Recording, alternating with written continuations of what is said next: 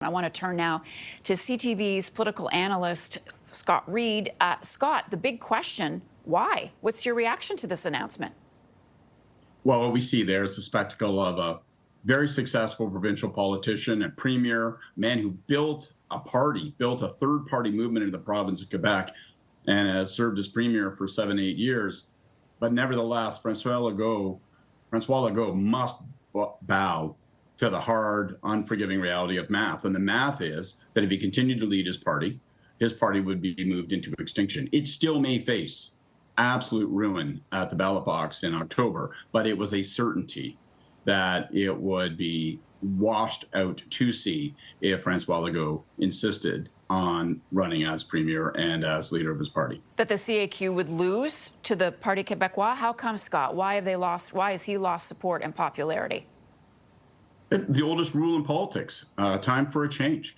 He's been in Quebec politics since 1998. Francois Legault served in governments for the Péquistes, then created something that many people said, well, it'll never really happen, a third-party movement that wasn't necessarily separatist, wasn't necessarily federalist, but a third-party movement, created it 7-8 years as leader of that government.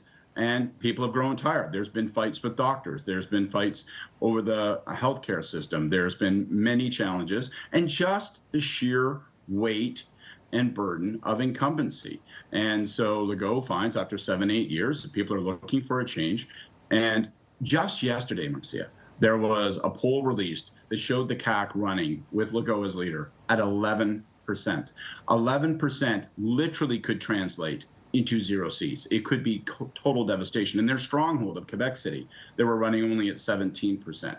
There is no guarantee that the party will be able to renew itself. The party has no history but for Francois Legault. But to have any chance to be competitive on October 5th when the election is going to occur, they had to give a whirl to a new leader. And so like Trudeau a year ago, we see Legault reluctantly bowing to the reality of that math.